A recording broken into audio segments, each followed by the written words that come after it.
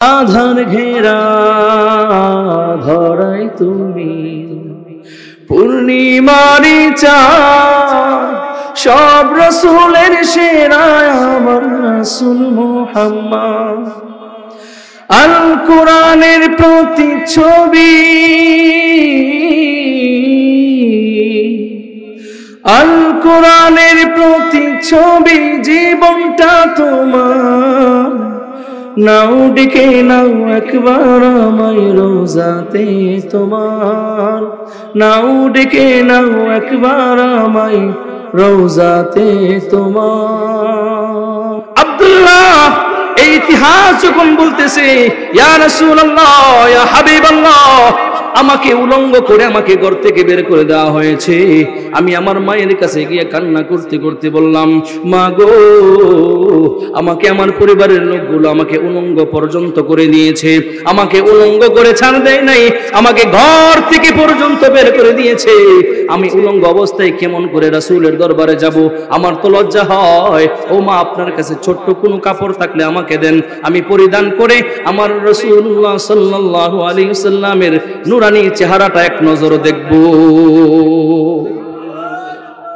ইয়া রাসূলুল্লাহ ইয়া হাবিবাল্লাহ, আমার মাকে আমি কান্না করতে করতে কথা বলার সঙ্গে সঙ্গে আমার মা আমাকে ছোট্ট একটা কাপড় দেওয়ার পরে এই কাপড়টা দিয়ে কোনো রকম আমি লজ্জাস্থানটা ডেকেছি।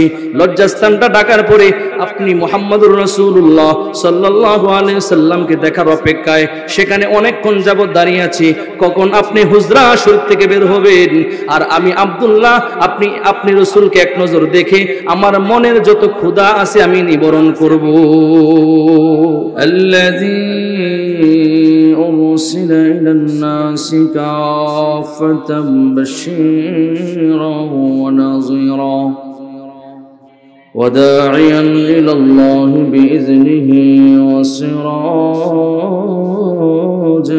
منيرا أما بعد فقد قال الله تعالى في كلامه المجيد وفرقانه الحميد أعوذ بالله من الشيطان الرجيم بسم الله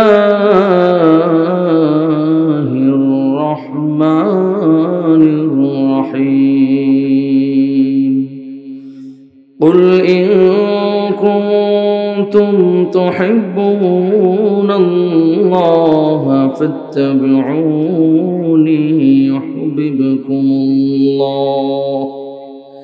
يحببكم الله ويغفر لكم ذنوبكم والله غفور رحيم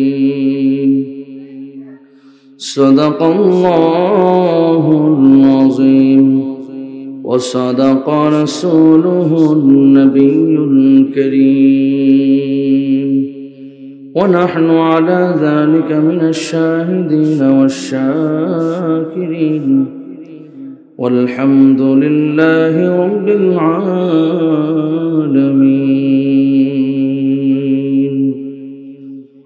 قال النبي صلى الله عليه وسلم لا يؤمن أحدكم حتى أكون أحب إليه من والده وولده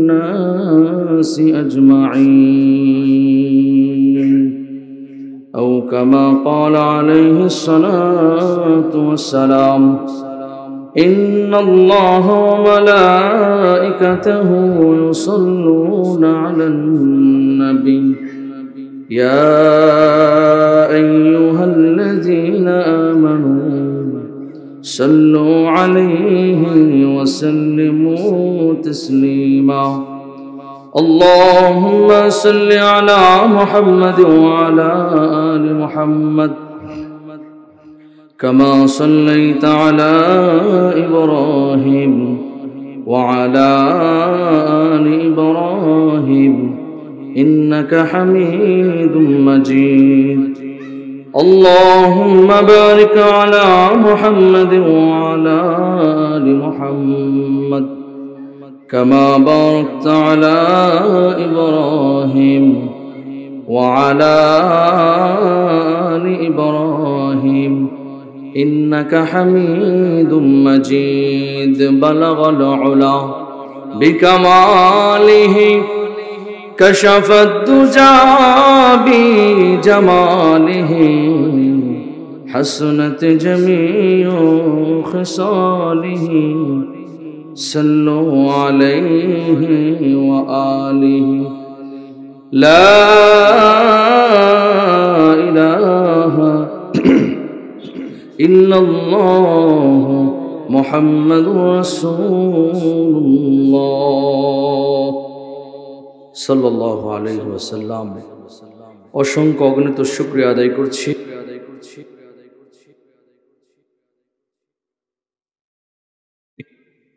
এই মুফতি মাহফিলের আল মাহমুদ ইসলামিক একাডেমি এর উদ্যোগে আয়োজিত আজকের এই ওয়াজ মাহফিলের অত্যন্ত শ্রদ্ধাভাজন সম্মানিত সভাপতি সাহেব,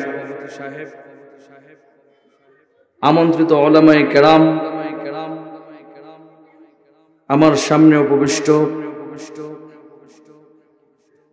বিভিন্ন জায়গা থেকে মুরব্বিয়ানে আযম, আমরা এখানে যারা উপস্থিত হতে পেরেছি, সুস্থ সবল শরীরে সুস্থ মস্তিষ্ক নিয়ে বসতে পেরেছি, এই নিয়ামত দেনেওয়ালা কে? আওয়াজ দিয়ে এই নিয়ামত দেনেওয়ালা কে?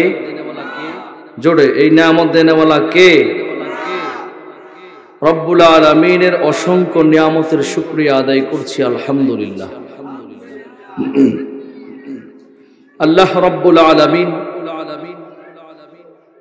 এই পৃথিবীতে মানুষ পাঠিয়েছেন শুধু একমাত্র তার ইবাদত করার জন্য। ভিন্ন কোনো মাবুদের ইবাদত করার জন্য আমাদেরকে পাঠান নাই। একমাত্র রব্বুল আলামিনের ইবাদত করার জন্য এই পৃথিবীতে আমাদেরকে পাঠানো হয়েছে। এতে কি কোনো সন্দেহ আছে? কথা বলেন, এতে কোনো সন্দেহ আছে? এবং আমাদের জন্য একজন নেতা, যাকে অনুসরণ অনুকরণ করে সামনের জিন্দেগিতে, সামনের জীবনে আমি পা রাখবো, সামনের জীবন বলতে আমি সামনের কদম বাড়াবো, যাকে অনুসরণ অনুকরণ করে এমন একজন নেতা, এমন একজন হাবিব, এমন একজন রাসূল, এমন একজন পয়গম্বর আমার আপনার জন্য পাঠিয়েছেন। সুবহানাল্লাহ। আল্লাহ রাব্বুল আলামিনের অসংখ্য আয়াতের ভান্ডার থেকে 3 নম্বর পারার 13 নম্বর পৃষ্ঠা সূরা আলে ইমরানের 31 নং আয়াত তেলাওয়াত করেছি এবং বুখারী শরীফ থেকে এক টুকরা হাদিস তেলাওয়াত করেছি। যদি রব্বে কারীম আমাকে তৌফিক দান করেন, কিছু আলোচনা করব। ওমা তাওফীকি ইল্লা বিল্লাহি আলাইহি তাওয়াক্কালতু ওয়া ইলাইহি উনীব।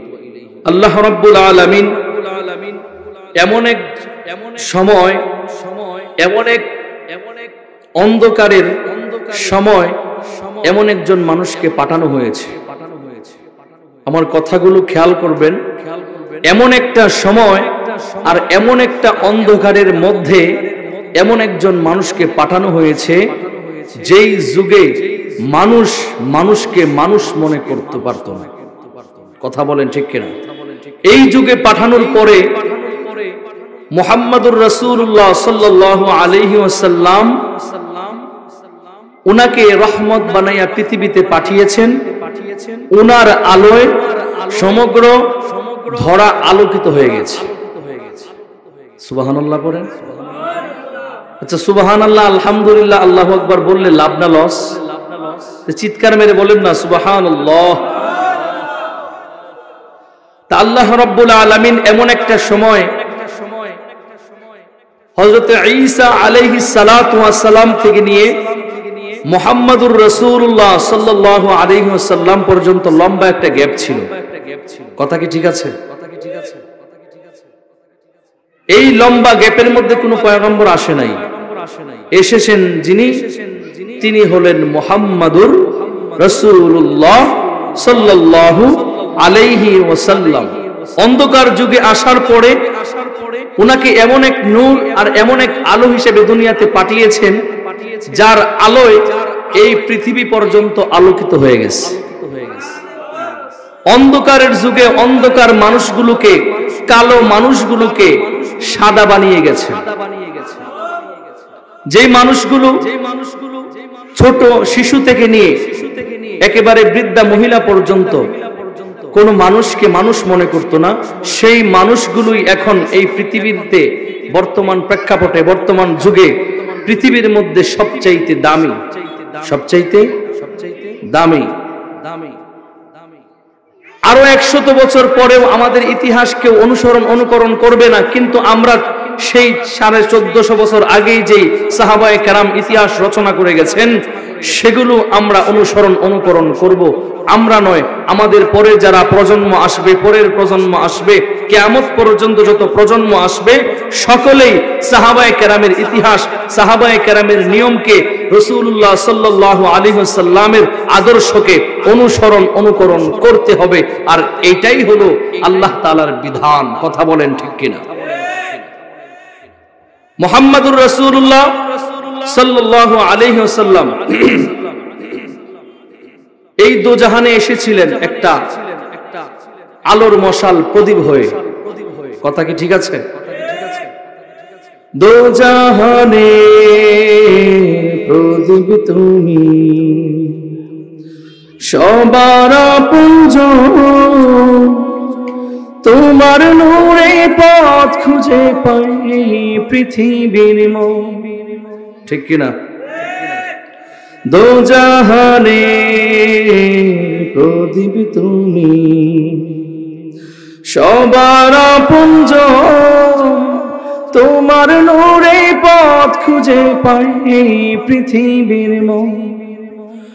রহমতে আখিরাত তুমি,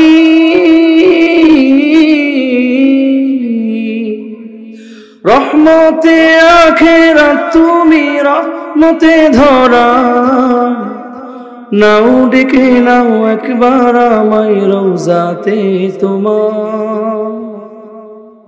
আল্লাহু আকবার বলেন। আমরা সকলেই রওজাতে যেতে চাই তো? সকলেই রওজাতে সালাম দিতে চাই তো? নাও ডেকে নাও একবার আমায় রওজাতে তোমার।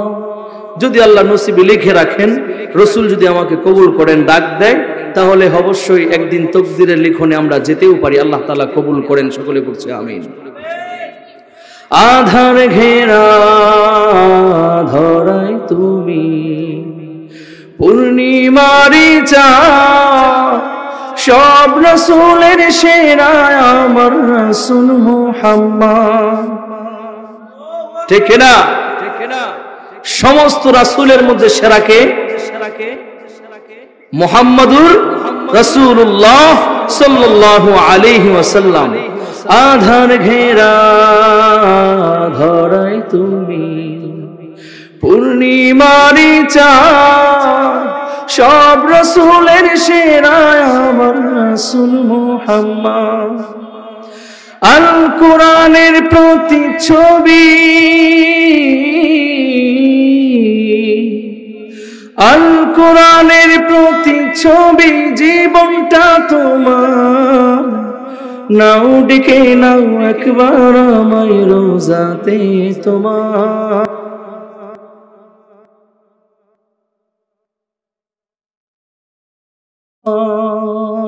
সকলে পড়ছি আমিন।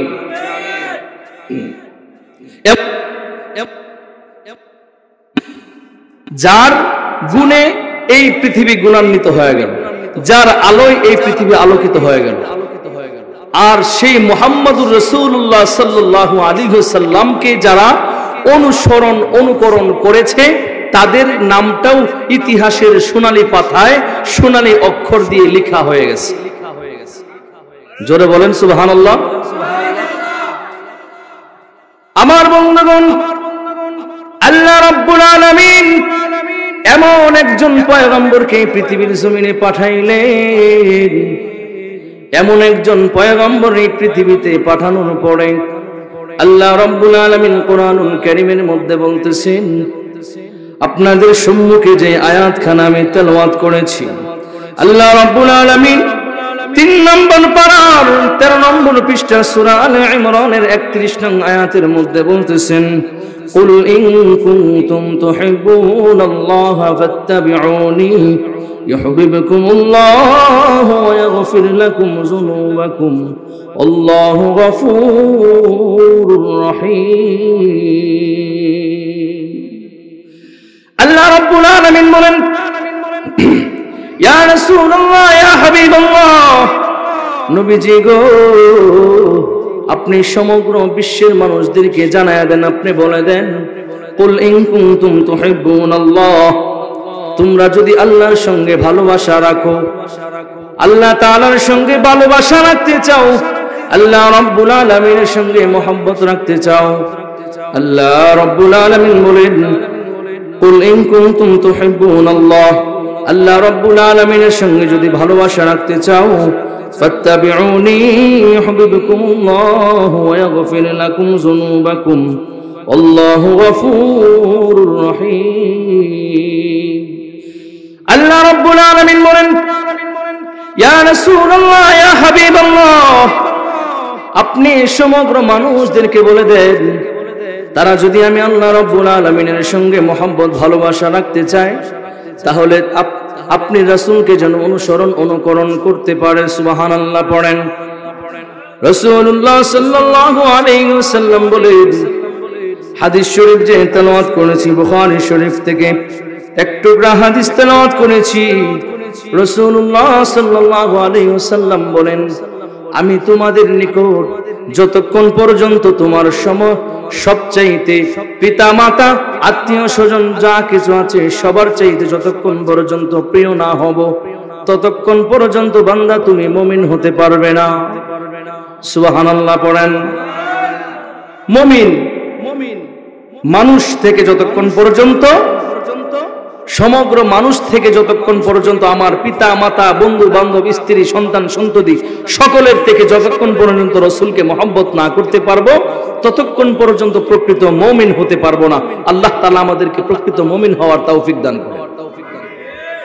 আল্লাহ রাব্বুল আলামিন রাসূলুল্লাহ সাল্লাল্লাহু আলাইহি ওয়াসাল্লামকে পাঠানোর পরে সূরা আলে ইমরানের এই আয়াতের মধ্যে বলে দিচ্ছেন, ইয়া রাসূলুল্লাহ, ইয়া হাবিবাল্লাহ, আপনি সকলকে বলে দেন তারা যেন আমি আল্লাহ তাআলাকে যদি মহব্বত করতে চায়, আমি আল্লাহর সঙ্গে ভালোবাসা রাখি, তারা যেন আপনি হাবিবকে মহব্বত করে, আপনি হাবিবকে অনুসরণ করে, আর আমি আল্লাহ রাব্বুল আলামিন এই মহব্বত এই অনুকরণ করার কারণে তাদের জীবনের সমস্ত জিন্দেগীর গুনাহগুলো মাফ করে দেব।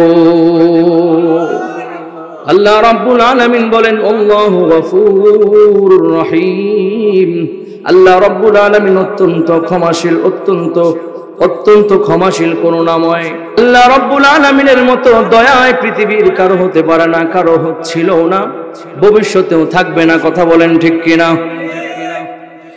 রাসূলুল্লাহ সাল্লাল্লাহু আলাইহি ওয়াসাল্লামকে পৃথিবীতে পাঠানোর পরে কেন মানুষদেরকে বললেন রাসূলকে মহব্বত করার জন্য? রাসূলুল্লাহ সাল্লাল্লাহু আলাইহি ওয়াসাল্লাম যখন মানুষের দ্বারে দ্বারে ঘুরে ঘুরে এই কোরআনের বাণী হাটে বাজারে যখন তেলাওয়াত করতে লাগলেন, মানুষগুলো মুহাম্মদকে আল আমিন উপাধি দিয়েছিলেন, যে মানুষগুলো মুহাম্মদকে এত বিশ্বাস করত, যে মুহাম্মদকে এত মহব্বত করত, সেই মুহাম্মদ এখন নাকি একজন গায়বী খোদার দাওয়াত দিচ্ছে। এটা তো বিশ্বাস করা যায় না, এটা মানা যায় না। নির্ঘাত মুহাম্মদ পাগল হয়ে গেছে। নাউযুবিল্লাহ পড়ছি। মুহাম্মাদুর রাসূলুল্লাহ সাল্লাল্লাহু আলাইহি ওয়াসাল্লামকে সেই পৃথিবীর সূচনা লগ্ন থেকে মুহাম্মাদুর রাসূলুল্লাহ সাল্লাল্লাহু আলাইহি ওয়াসাল্লামের উসিলায় পর্যন্ত আল্লাহ রাব্বুল আলামিন আদম পয়গম্বরকেও ক্ষমা করে দিয়েছেন। সুবহানাল্লাহ পড়েন। যেই মুহাম্মাদুর রাসূলুল্লাহ সাল্লাল্লাহু আলাইহি ওয়াসাল্লাম কঠিন কিয়ামতের ময়দানে তার উম্মত সহ যতক্ষণ পর্যন্ত জান্নাতে না যাবে আল্লাহ রাব্বুল আলামিন কোন নবী সহ কোন নবীর উম্মতকে জান্নাতে দিবেন না। ভাইরা আমার, এই জন্য আসুন আল্লাহ রাব্বুল আলামিন যেহেতু বলেছেন মুহাম্মদকে যদি তোমরা অনুকরণ করো, আমি আল্লাহ রাব্বুল আলামিন তোমাদের জিন্দেগীর তামাম জিন্দেগীর গুনাহ খাতাগুলো মাফ করে দেব। আর আমি করেছিও সেই সাহাবায়ে কেরামদের জীবনের দিকে তাকাও।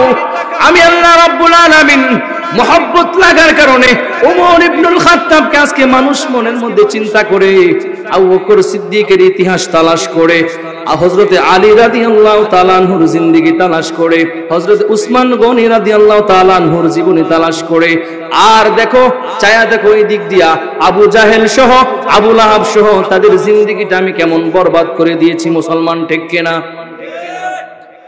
আল্লাহ রাব্বুল আলামিন এমন একজন পয়গম্বরকে পাঠানোর পরে সমগ্র মানুষদেরকে বলে দিলেন, আমি আল্লাহ রাব্বুল আলামিন তোমাদের জন্য একটা রহমত পাঠাইলাম। আল্লাহ রাব্বুল আলামিন কুরআনুল কারীমের মধ্যে বলতেছেন, ওয়ামা আরসালনাকা ইল্লা রাহমাতাল লিল আলামিন। আল্লাহ রাব্বুল আলামিন বলেন, এই পৃথিবীর মধ্যে রাসূল আমি আল্লাহ আপনাকে রহমত স্বরূপে বিশ্ব জগতের জন্য রহমত বানাইয়া এই দুনিয়ার জমিনে পাঠাইলাম। আর আপনি রহমতের অনুকরণ যারা করবে, আমি আল্লাহ রাব্বুল আলামিন তাদেরকে এমন সোনার মানুষ বানায়া দেব, যারা এই দুনিয়াতেও মাথা উঁচু করে দাঁড়াইতে পারবে। কঠিন কিয়ামতের ময়দানে লক্ষ লক্ষ কোটি কোটি মানুষের সামনে মাথা উঁচু করে দণ্ডায়মান হতে পারবে। আল্লাহর নবী বিশ্ব নবী রাহমাতুল লিল আলামিন এই কোরআনের বাণী যখন মানুষদেরকে বুঝাইতে লাগলেন, মানুষদেরকে যখন ইসলামের দাওয়াত দিতে লাগলেন, মানুষদেরকে যখন ইসলামের বাণী এই কোরআন যখন মানুষদেরকে বোঝানো শুরু করে দিলেন, মক্কার কাফের বেঈমানগুলো পর্যন্ত তার বিরোধিতা শুরু করে দিয়েছে। শুধু তাই নয়, তার আপন গোত্র কুরাইশ গোত্রের লোক পর্যন্ত তার বিরুদ্ধে আচরণ শুরু করে দিয়েছে। মুহাম্মদুর রাসূলুল্লাহ সাল্লাল্লাহু আলাইহি ওয়াসাল্লাম সেই তায়েফের ময়দান পর্যন্ত দাওয়াত নিয়ে গেছেন। আজকে এই তায়েফ এত দামি কেন জানেননি? আল্লাহ রাব্বুল আলামিন যে হাবিবকে দুনিয়াতে পাঠিয়েছিলেন, সেই হাবিবের চেহারা মুবারক থেকে, শরীর মুবারক থেকে রক্ত মুবারক বের হয়ে তায়েফের জমিনে বিদ্যমান আছে। সুবহানাল্লাহ কয় না? বিশ্বের মধ্যে এতগুলো দেশ থাকতে, এত বিশাল সাম্রাজ্য থাকতেও কেন সৌদি আরবের এত দাম? কেন খানায়ে কাবার এত দাম? কেন মক্কা মদিনার এত দাম? কারণ সেই জমিনের মধ্যে শুয়ে আছে মুহাম্মাদুর রাসূলুল্লাহ সাল্লাল্লাহু আলাইহি ওয়াসাল্লাম। সুবহানাল্লাহ পড়েন। আল্লাহর নবী বিশ্ব নবী রাহমাতুল লিল আলামিন, ওনার সাহাবায়ে কেরামরা যেইভাবে ওনাকে অনুকরণ করেছে, অনুকরণ করার পরে আল্লাহ রাব্বুল আলামিন বলেন, নবীজি গো, আমি আপনার সঙ্গে সঙ্গে আপনার প্রত্যেকটা সাহাবায়ে কেরামের প্রতি রাজি এবং খুশি হয়ে গেলাম। এই সার্টিফিকেট পাওয়ার পরেও দেখা গেল উমর ইবনুল খাত্তাব, আবু বকর সিদ্দিক রাদিয়াল্লাহু তাআলা আনহু সহ প্রত্যেকটা সাহাবায়ে কেরাম তাহাজ্জুদের সময়, তাহাজ্জুদের বেলায়, রাত্রের বেলায় ঘুম নষ্ট করে আরাম আয়েশ ছেড়ে দিয়া, সুখ শান্তি ছেড়ে দিয়া একমাত্র জাহান্নামের ভয়ে কান্না করেছে, জাহান্নামের ভয়ে কান্না করেছে। রসূলের দরবারে পড়ে রয়েছে। রসূলের দরবার ছাড়ে নাই। প্রয়োজনে প্রত্যেকটা জীবনের প্রত্যেকটা মুহূর্ত, প্রত্যেকটা জরুরত ছেড়ে দিয়েছে। পৃথিবীর প্রত্যেকটা কাজ, প্রত্যেকটা হাজত পর্যন্ত ছেড়ে দিয়েছে। তাদের ভাষ্য, তাদের বক্তব্য হলো, এই দুনিয়ার আসমান এবং জমিন আমি প্রয়োজনে পৃথিবী ছাড়তে পারবো, তথাপি আল্লাহ এবং আল্লাহর রাসূলের ভালোবাসা থেকে মাহরুম হতে পারবো না। সুবহানাল্লাহ কোন? আল্লাহর নবী বিশ্ব নবী রাহমাতুল লিল আলামিন গভীর রজনী শীতের মৌসুমের মধ্যে হুজরা শরীফ থেকে বের হচ্ছেন। হুজরা শরীফ থেকে বের হয়ে দেখেন একজন লোক দাঁড়ায় আছে, সোজা হয়ে দাঁড়াতে পারে না, একটু বাঁকা হয়ে দাঁড়িয়ে আছে। শরীরের মধ্যে কোনো কাপড় চোপড় নাই, একটা ছোট্ট মাত্র একটা কাপড়, তা দিয়ে লজ্জাস্থান ঢেকে আছে। উপরে টান দিলে লজ্জাস্থান খালি হয়ে যায়, নিচে টান দিলে লজ্জাস্থান খালি হয়ে যায়, এমন ভাবে বাঁকা হয়ে একটা লোক দাঁড়িয়ে আছে। বিশ্বনবী রাহমাতুল লিল আলামিন ওই লোকটাকে ডাক দিয়ে বললেন, কে গো, এখানে দাঁড়িয়ে আছো অসহায় লোকের মতো, বাঁকা হয়ে দাঁড়িয়ে আছো, সোজা হয়ে দাঁড়াইতে পারো না কেন, তুমি দাঁড়িয়ে আছো শীতের মৌসুমে। ওই লোকটা ডাক দিয়ে বলে, হুজুর আজকে আমি আব্দুল্লাহ আপনার সামনে দাঁড়িয়ে আছি। রাসূলুল্লাহ সাল্লাল্লাহু আলাইহি ওয়াসাল্লাম বলতেছে, আব্দুল্লাহ রে, তুমি তো অনেক ধনাঢ্য ফ্যামিলির লোক, তুমি তো অনেক বড় লোক, ধন সম্পত্তির কোনো কমতি নাই, কেন তুমি কাপড় চাপড় ছাড়া, তোমার শরীরে কোনো জামা কাপড় নাই, কেন তুমি শীতের মৌসুমে এরকম খালি শরীর নিয়ে দাঁড়িয়ে আছো?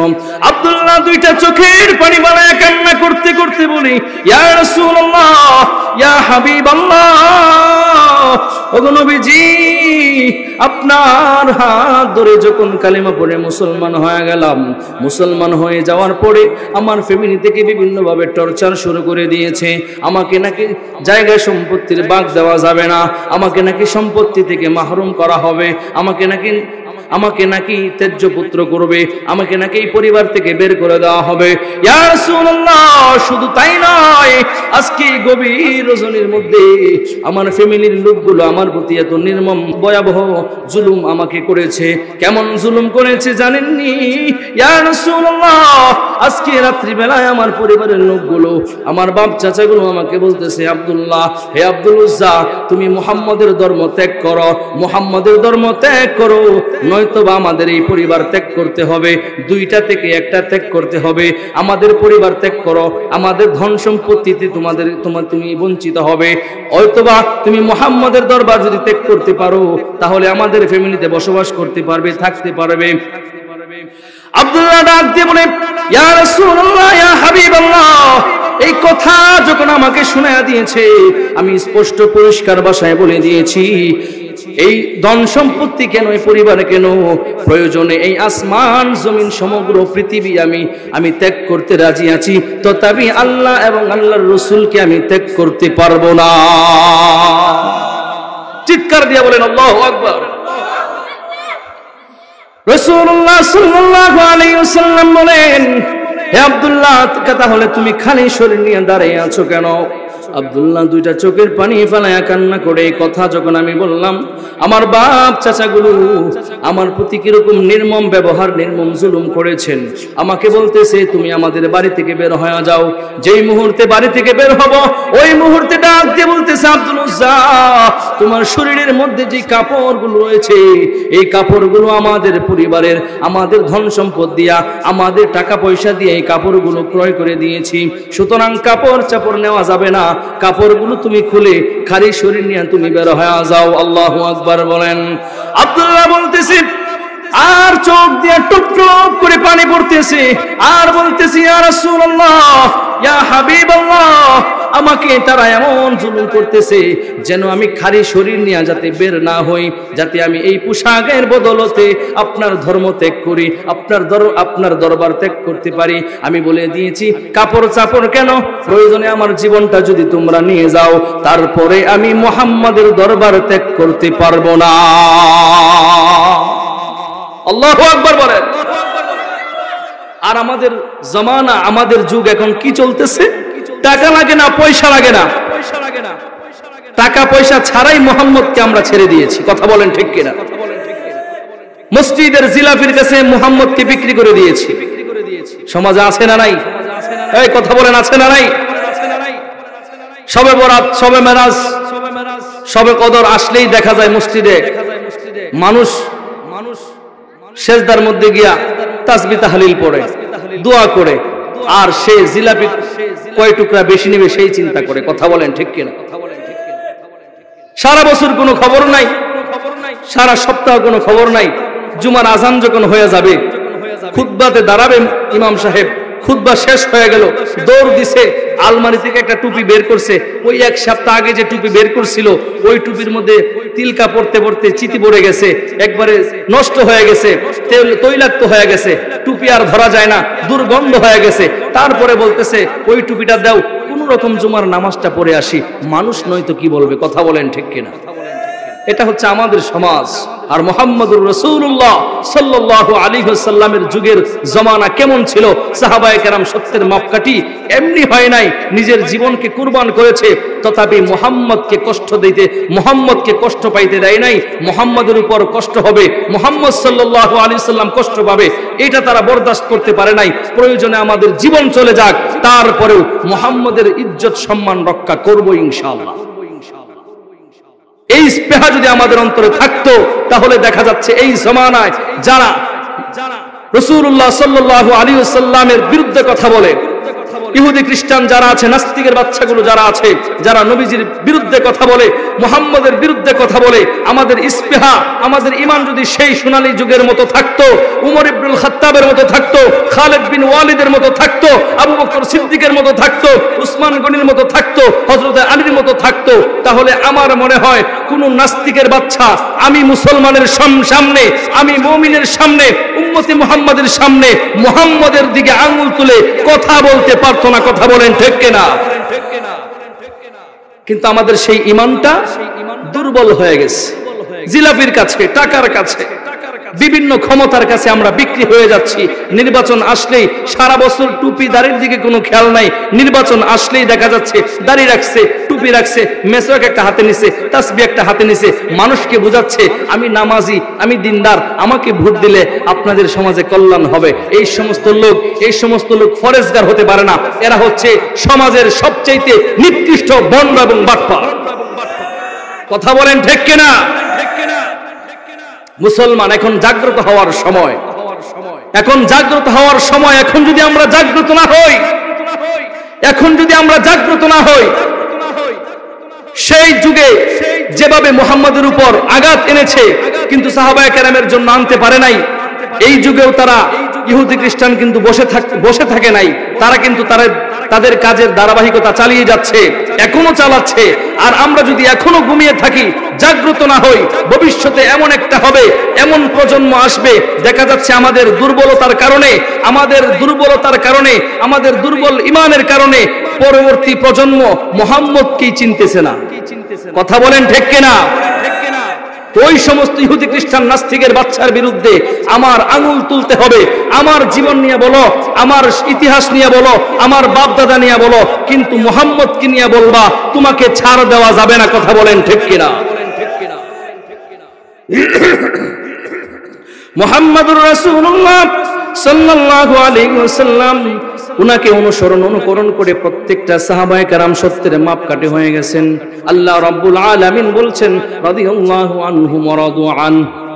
আল্লাহ রাব্বুল আলামিন বলছেন ইয়া রাসূলুল্লাহ, ইয়া হাবিবাল্লাহ, আমি আপনার প্রত্যেকটা সাহাবায়ে কেরামের প্রতি রাজি এবং খুশি, তারাও আমি আল্লাহর প্রতি রাজি এবং খুশি। সুবহানাল্লাহ পড়েন। এই সার্টিফিকেট পাওয়ার পরেও কোন সাহাবী অহংকার অহমিকা নিয়ে বসে থাকে নাই। একমাত্র আল্লাহ রাব্বুল আলামিনের ভালোবাসা কে বেশি অর্জন করে প্রতিযোগিতা করেছে। কথা বলেন ঠিক কিনা? যেই কথা বলতেছিলাম, আব্দুল্লাহ এই ইতিহাস যখন বলতেছে ইয়া রাসূলুল্লাহ, ইয়া হাবিবাল্লাহ, আমাকে উলঙ্গ করে আমাকে ঘর থেকে বের করে দেওয়া হয়েছে। আমি আমার মায়ের কাছে গিয়ে কান্না করতে করতে বললাম, মা গো, আমাকে আমার পরিবারের লোকগুলো আমাকে উলঙ্গ পর্যন্ত করে দিয়েছে, আমাকে উলঙ্গ করে ছাড় দেয় নাই, আমাকে ঘর থেকে পর্যন্ত বের করে দিয়েছে। আমি উলঙ্গ অবস্থায় কেমন করে রাসূলের দরবারে যাব? আমার তো লজ্জা হয়। ও মা, আপনার কাছে ছোট্ট কোনো কাপড় থাকলে আমাকে দেন, আমি পরিধান করে আমার রাসূলুল্লাহ সাল্লাল্লাহু আলাইহি ওয়াসাল্লামের নুরানি চেহারাটা এক নজর দেখব। ইয়া রাসূলুল্লাহ, ইয়া হাবিবাল্লাহ, আমার মাকে আমি কান্না করতে করতে কথা বলার সঙ্গে সঙ্গে আমার মা আমাকে ছোট্ট একটা কাপড় দেওয়ার পরে এই কাপড়টা দিয়ে কোনো রকমে আমি লজ্জাস্থানটা ঢেকেছি। লজ্জাস্থানটা ঢাকার পরে আপনি মুহাম্মদুর রাসূলুল্লাহ সাল্লাল্লাহু আলাইহি সাল্লামকে দেখার অপেক্ষায় সেখানে অনেকক্ষণ যাবত দাঁড়িয়ে আছি, কখন আপনি হুজরা শরীফ থেকে বের হবেন। আর আমি আব্দুল্লাহ আপনি রাসূলকে এক নজর দেখে আমার মনের যত ক্ষুধা আছে আমি নিবারণ করব। রাসূলুল্লাহ সাল্লাল্লাহু আলাইহি ওয়াসাল্লাম আব্দুল্লাহর এই করুণ ইতিহাস, করুণ কাহিনী শোনার পরে ওনার নিজের চোখের পানি পর্যন্ত ধরে রাখতে পারলেন না। মুহাম্মদুর রাসূলুল্লাহ সাল্লাল্লাহু আলাইহি ওয়াসাল্লাম বলেন, আব্দুল্লাহ আয় আমার সঙ্গে আয়, আমার হুজরা শরীফের ভিতরে আয়। মুহাম্মদুর রাসূলুল্লাহ সাল্লাল্লাহু আলাইহি ওয়াসাল্লাম ওনার ব্যবহৃত দুইটা জামা, ওনার ব্যবহৃত দুইটা কাপড় আব্দুল্লাহর হাতে দিয়া বলতেছে, আব্দুল্লাহ নে ধর, আমি রাসূলের ব্যবহৃত দুইটা কাপড় আমি তোকে হাদিয়া দিয়া দিলাম। সুবহানাল্লাহ পড়ে। রাসূলের ব্যবহৃত কাপড়ের দাম আছে না নাই? কথা বলেন আছে না নাই? এখন আর আব্দুল্লাহ নাই, আব্দুল্লাহর সঙ্গে টাইটেল লাগছে আব্দুল্লাহ জুল বাকাতাইন, আব্দুল্লাহ জুল বাকাতাইন টাইটেল লাগছে আব্দুল্লাহর সঙ্গে। এবার রাসূলুল্লাহ সাল্লাল্লাহু আলাইহি ওয়াসাল্লাম বলতেছেন, হে আব্দুল্লাহ, এত ত্যাগ স্বীকার যখন করেছো, আমি রাসূলকে মহব্বত করেছো, তোমার মনের মধ্যে কি কোনো আকাঙ্ক্ষা আসেনি? তুমি যে আমি রাসূলকে অনুকরণ করেছো, মহব্বত করেছো, তোমার মনের মধ্যে কি কোনো আশা আসেনি? বলো তুমি কি চাও, কি চাও? তুমি কি জান্নাতে যাইতে চাও? আব্দুল্লাহ ডাক দিয়ে বলে, ইয়া রাসূলুল্লাহ, ইয়া হাবিবাল্লাহ, আমার মনের মধ্যে কোনো আকাঙ্ক্ষা নাই, আমার মনের মধ্যে কোনো আশা নাই, আমার মনের মধ্যে একটাই আকাঙ্ক্ষা। আমি শুনেছি আপনার জবান থেকে যুদ্ধের ময়দানে শহীদ হইলে নাকি আল্লাহ তাআলা কোনো হিসাব নেয় না, বিনা হিসেবে জান্নাত পর্যন্ত দিয়া দেয়। আমি যুদ্ধের ময়দানে শহীদ হইতে চাই, শাহাদাতের মরণ আমি কামনা করতেছি। রাসূলুল্লাহ সাল্লাল্লাহু আলাইহি ওয়াসাল্লাম তার জন্য শাহাদাতের মৃত্যু যাতে হয় আল্লাহ তাআলার কাছে দোয়া করলেন। আর রাসূল যেহেতু দোয়া করছেন, অবশ্যই আল্লাহ তাআলা কবুল করছেন। কথা বলেন ঠিক কিনা? রাসূলুল্লাহ সাল্লাল্লাহু আলাইহি ওয়াসাল্লাম এই দোয়া করার সঙ্গে সঙ্গে কিছুদিন পরে তাবুকের যুদ্ধের মধ্যে চলে গেলেন, সঙ্গে আব্দুল্লাহকে নিয়ে গেলেন। কোন একটা কারণে যুদ্ধ সংগঠিত না হওয়ার কারণে আবার যুদ্ধের ময়দান থেকে যখন ফিরে আসতেছে, প্রতিমধ্যে আব্দুল্লাহ এত অসুস্থ হয়ে গেল, অসুস্থ হওয়ার দরুন সে ইন্তেকাল করেছে, মৃত্যুবরণ করেছে। আল্লাহ রাসূল সাল্লাল্লাহু আলাইহি ওয়াসাল্লাম বলতেছে, সাহাবায়ে কেরামরা রে, তোমরা আমার সাহাবী আব্দুল্লাহকে গোসল দাও, দাফন কাফন করাও, আমি রাসূল তার জানাজা পড়াবো। রাসূলুল্লাহ সাল্লাল্লাহু আলাইহি ওয়াসাল্লাম লাশ সামনের দিকে নিয়ে যায়, সাহাবায়ে কেরামরা পিছন পিছন যায়। রাসূলুল্লাহ সাল্লাল্লাহু আলাইহি ওয়াসাল্লাম বলতেছে, এই সাহাবীরা, তোমরা কেউ কবরের মধ্যে নামবা না, আমি আব্দুল্লাহর লাশ আমি রাসূল নিজে কবরের মধ্যে রাখবো। সুবহানাল্লাহ পড়েন। রাসূলুল্লাহ সাল্লাল্লাহু আলাইহি ওয়াসাল্লাম কবরের মধ্যে নিজে নামলেন। নামার পরে সাহাবায়ে কেরামদেরকে বলতেছে, এই সাহাবীরা, আমার সাহাবী দে আব্দুল্লাহর লাশটা আমার হাতের মধ্যে দে, আমার আব্দুল্লাহর লাশটা আমার হাতের মধ্যে দে। সাহাবায়ে কেরামরা আব্দুল্লাহর লাশটা যখন রাসূলুল্লাহ সাল্লাল্লাহু আলাইহি ওয়াসাল্লামের হাতের মধ্যে দিলেন, রাসূলুল্লাহ সাল্লাল্লাহু আলাইহি ওয়াসাল্লাম লাশটা হাতের মধ্যে নিয়ে আসমানের দিকে তাকায়া বলে, আসমানের মালিক, ও প্রভু, আমি আব্দুল্লাহর প্রতি রাজি এবং খুশি, আপনি প্রভু আমার আব্দুল্লাহর প্রতি রাজি খুশি হয়ে যান। এই কথা বলার সঙ্গে সঙ্গে উপস্থিত সাহাবায়ে কেরাম ওই কবরের মধ্যে এমন ভাবে কবরের মধ্যে পড়ে, জমিনের মধ্যে পড়ে গৈরাগৈরি করে কান্নাকাটি শুরু করে দিয়েছে, ক্রন্দন শুরু করে দিয়েছে। সকলে আফসোস করতেছে। এর মধ্যে সাদ ইবনে আবি ওয়াক্কাস রাদিয়াল্লাহু তাআলা আনহু উনি বলে, হে আব্দুল্লাহ, তুই কত ভাগ্যবান, এই তোর লাশটা যদি না হইয়া আমি সাদ ইবনে আবু ওয়াক্কাসের যদি লাশটা হইতো, তাহলে কত ভাগ্যবান আমি হইতাম। সুবহানাল্লাহ পড়েন। এমন একজন পয়গম্বরকে এই জমিন আল্লাহ রাব্বুল আলামিন পাঠাইলেন, যার আলোয় পৃথিবী পর্যন্ত আলোকিত হয়ে গেছে, যার আলোয় পর্যন্ত ওমর ইবনুল খাত্তাব সহ প্রত্যেকটা সাহাবায়ে কেরাম সত্যের মাপকাঠি হয়ে গেলেন। আল্লাহ রাব্বুল আলামিন সাহাবায়ে কেরামদেরকে সার্টিফিকেট দিয়ে দিলেন, দুনিয়াতে থাকা অবস্থায় প্রত্যেকটা সাহাবায়ে কেরামকে সার্টিফিকেট দিয়ে দিলেন, প্রত্যেকটা সাহাবায়ে কেরাম জান্নাতি হবে। এমন একজন রাসূলকে দুনিয়াতে পাঠিয়েছেন আল্লাহ রাব্বুল আলামিন, এই জন্য পাঠাইলেন যে আয়াত তেলাওয়াত করেছিলাম সূরা আলে ইমরানের 31 নং আয়াত। আল্লাহ রাব্বুল আলামিন বলতেছেন, কুল ইন কুনতুম তুহিব্বুনাল্লাহা ফাত্তাবিউনি ইউহিব্বুকুমুল্লাহু ওয়া ইয়াগফির লাকুম যুনুবাকুম আল্লাহু গফুরুর রহিম। আল্লাহ রাব্বুল আলামিন বলতেছেন, এ রাসূল আপনি বলে দেন, তারা যদি আমি আল্লাহ রাব্বুল আলামিনের সঙ্গে মহব্বত রাখে, ভালোবাসা রাখে, তাহলে যেন আপনি রাসূলকে অনুকরণ করে, আর যদি এটা এতটুকু কাজ তারা করতে পারে, আমি আল্লাহ রাব্বুল আলামিন তাদের জিন্দেগীর যাবতীয় গুনাহগুলো মাফ করে দেব। আল্লাহ রাব্বুল আলামিন যদি মাফ করে, দুনিয়ার এমন কোন রাজা বাদশা নাই যে আমাকে জাহান্নাম দিতে পারে। কথা বলেন ঠিক কিনা? তবে শর্ত হলো মুহাম্মাদুর রাসূলুল্লাহ সাল্লাল্লাহু আলাইহি ওয়াসাল্লামকে অনুকরণ করতে হবে। কথা বলেন ঠিক কিনা?